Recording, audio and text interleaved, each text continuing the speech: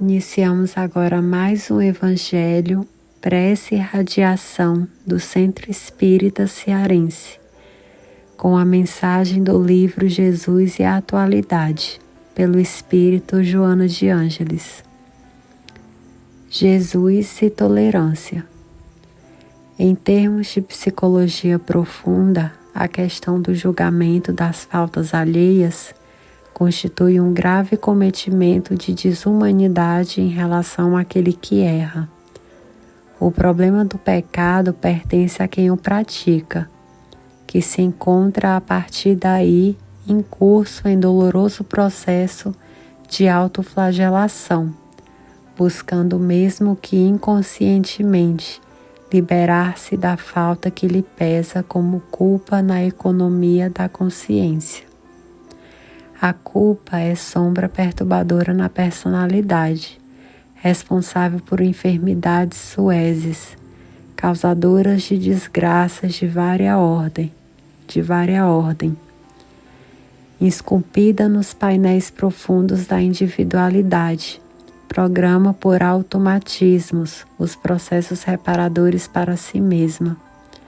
Toda contribuição de impiedade mediante os julgamentos arbitrários gera por sua vez mecanismos de futura aflição para o acusador. Ele próprio, uma consciência sob o peso de vários problemas, julgando as ações que considera incorretas no seu próximo, realiza um fenômeno de projeção de sua sombra em forma de autojustificação, que não consegue libertá-lo do impositivo das suas próprias mazelas. A tolerância em razão disso a todos se impõe, como terapia pessoal e fraternal, compreendendo as dificuldades do caído, enquanto lhe distende mãos generosas para o soerguer. Na acusação no julgamento dos erros alheios, deparamos com propósitos escusos e vingança prazer em constatar a fraqueza dos outros indivíduos, que sempre merecem a misericórdia que todos esperamos encontrar quando em circunstâncias equivalentes. Nesse momento, pedimos o amparo da espiritualidade do nosso Mestre Jesus para mais esse Evangelho que se inicia. Pedimos ao Senhor, Mestre, que venhamos ser mais tolerantes com as faltas alheias, que possamos ter mais sentimento de amor pelo nosso próximo, de acolhimento, e que nós possamos buscar sempre fazer a nossa parte, para que nós não venhamos ser algozes, mas que possamos sermos espíritos mais elevados nesse mundo de provas e expiações. Que as boas energias imantadas pelos bons espíritos possam chegar na casa de cada uma dessas pessoas que escuta esse Evangelho.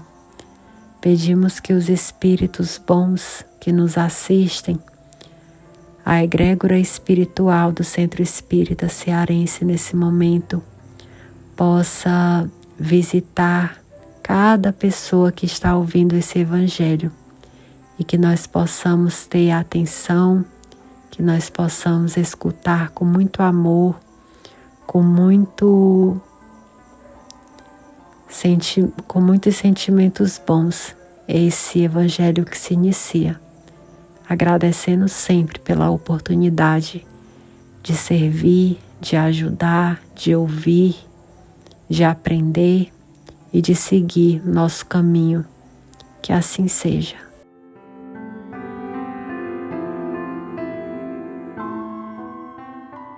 Boa noite, meus irmãos, meus amigos. Vamos dar início a mais um Evangelho. Hoje, ainda continuando na introdução, item 4, Sócrates e Platão, precursores da ideia cristã e do Espiritismo. Resumo da doutrina de Sócrates e Platão. Item 5. Após a nossa morte, o gênio, daimon ou demônio, que nos fora designado durante a vida, leva-nos a um lugar onde se reúne todos os que têm de ser conduzidos ao Hades, para serem julgados. As almas, depois de haverem estado no Hades o tempo necessário, são reconduzidas a esta vida em múltiplos e longos períodos. É a doutrina dos anjos guardiães, ou espíritos protetores, e das reencarnações sucessivas, em seguida a intervalos mais ou menos longos na erraticidade. Os demônios ocupam o espaço que separa o céu da terra, constitui o laço que une o grande todo a si mesmo, não entrando nunca a divindade em comunicação direta com o homem. É por intermédio dos demônios que os deuses entram em comércio e se entretêm com ele, quer durante a vigília, quer durante o sono. A palavra daimon, da qual fizeram o termo demônio, não era na antiguidade tomada à má parte, como nos tempos modernos. Não designava exclusivamente seres malfazejos, mas todos os espíritos, em geral, dentre os quais se destacavam os espíritos superiores, chamados deuses, e os menos elevados, ou demônios propriamente ditos, que comunicavam diretamente com os homens. Também o Espiritismo diz que os espíritos povoam o espaço, e Deus só se comunica com os homens por intermédio dos espíritos puros, que são os incumbidos de lhe transmitir as vontades. Que os espíritos se comunicam com eles durante a vigília e durante o sono, onde em lugar da palavra demônio, a palavra espírito, e tereis a doutrina espírita, onde a palavra anjo, e tereis a doutrina cristã.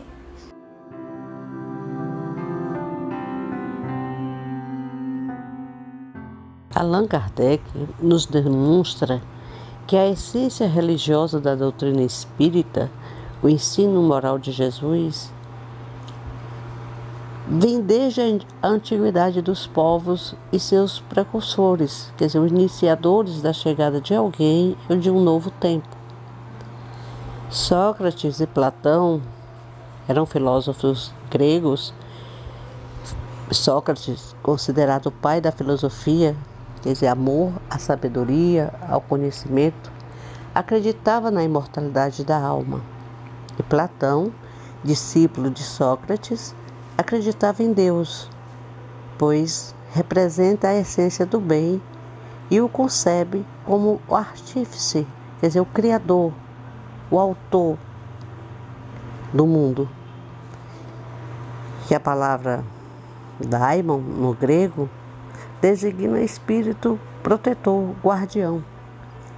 E Hades, o inferno, significa literalmente um lugar desprovido de luz, uma morada escura e sombria, onde os desencarnados deveriam e devem habitar por um determinado tempo, que depois de passarem por esse tempo necessário, são reconduzidos a esta vida, quantas vezes forem necessários para o seu aperfeiçoamento moral.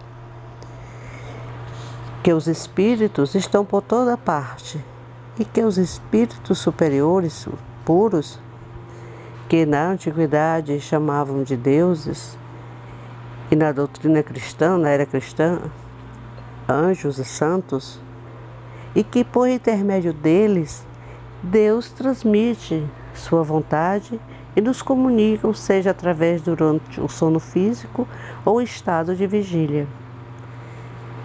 A principal lição que herdamos dos filósofos Sócrates e Platão é que o problema é nos recusarmos a nos aceitarmos como seres imperfeitos e reconhecer em tudo e em todos Deus como o Criador de tudo e de todas as coisas. Prece da fluidificação das águas.